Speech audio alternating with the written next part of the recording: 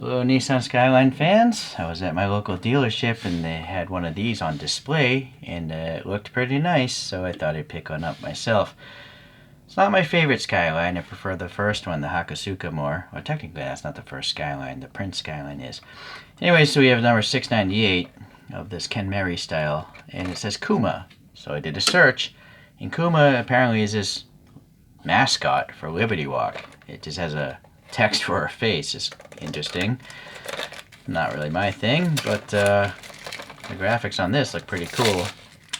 And I saw that MiniGT did this livery on more modern GTRs, which I still call Skylines, by the way, even though I'm wrong. I don't care. I just call them all Skylines. It's like tissues. I call them Kleenex. They don't necessarily have to come from Kleenex.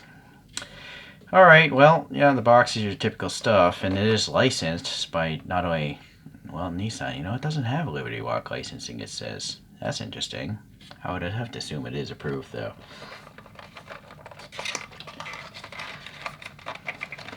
Typical blister thing to keep it from getting all scratched up. And there we are. I'm not going to talk about the car. I've spoken about this car so many times. You can look up Kenmeri, and you'll see a lot of videos. So we got the super small wheels here, steel, really deep dish steel rims, and the stretched out like tire look there, which I gotta adjust this one. There's a tread, and then you have this really detailed under base, but I would rather have a big flat rectangle telling me this is a Kenmeri Skyline of whatever year it is, because I don't know. It is screwed together though, you can modify it if you want. And so yeah, looking at the printing on this, it doesn't appear to be a decal. I don't see any wrinkliness here, right? I don't see any clear between this graphic. I think this is all tampo printed. I can literally feel the paint here. It's quite interesting and nice. But wait a second, there's literally color in these grooves. Is that a decal, or is it literally paint getting into the groove? Sorry, this pick is old. Let me get rid of that one. I don't know. I still think it's all paint, so I like it. There's a recess here for the door pull, and then you have a little bit of a gap there, I guess, showing the window break, and there's even printing on the window. It's not a decal, it's paint. Very good. Blackout here on the A-pillar. And this thing has mirrors. I wonder if they're rubbery. They don't need to be this shallow, but maybe they are rubbery. I can't say for sure. But it's nice that it has mirrors, and there's a little recess if you want to try adding paint there. I'm not going to bother. The fender flares, they seem to be like a matte black, and there's a little indication of the dimples where the rivets would go, or the body screws. There's this little, I think that's the fuel filler cap. It's just paint black here. Going to the front, we have a chin spoiler, an oil cooler, and some lines to the oil cooler. There's a grille texture in here, and then you have the canted headlights with a clear lens, and then it looks like a light bulb back in that bucket, so very nice. These are just painted on, these running lights and turn signals, but that's fine for the cost of this model. And there's some black down here, so that looks good. This side looks like possibly a mirror image. There is an indicator here, but it's just covered up with this paint. That black there. I feel like the graphic is covering a lot of the circle on both sides. This thing probably rolls. I think all MiniGTs are supposed to roll like Hot Wheels. With such small tires, it makes sense. No rub there. Going to the rear, we have the funky canted round taillights, and there's a raised ridge in the middle. Okay, and then this printing again, it's paint. It's not decals, so that's great. And I think this might be a separate wing. Hard to say. Maybe it's just molded in because I don't see any break whatsoever here. So it's pretty well executed. You got some struts here for the roll hoop back there, and black interior. There's blackout printing on the windscreen and the back window. And this thing's also got an additional banner. That's slightly raised, so the wiper blades there. A little indentation, some grill texture.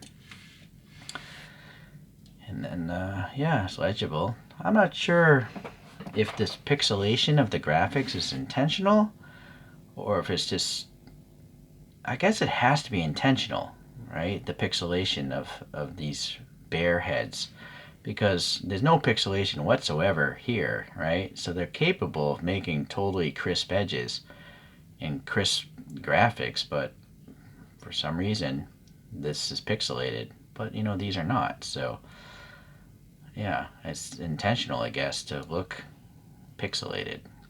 For a moment, it reminded me of that Hot Wheels premium technology, which I despise. Okay, well, typical black interior. It's just molded details, but probably no extra color. Yeah, a lot of gauges there. Hollow steering wheel, ribbing on the seats, front and back. A door panel, yeah, some armrest, padding, all that stuff. Alright, is there a rearview mirror? No, there is not, but that's a minor nitpick. I don't really care about on a model that's inexpensive.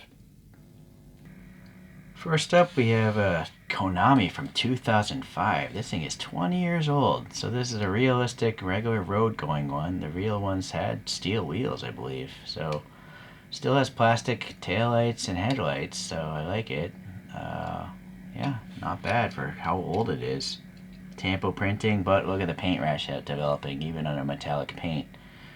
Or maybe it's just the casting is rough. I don't know. There's some pitting there. I guess that's not paint rash. It's just a rough casting thrown around in a bin before it was painted.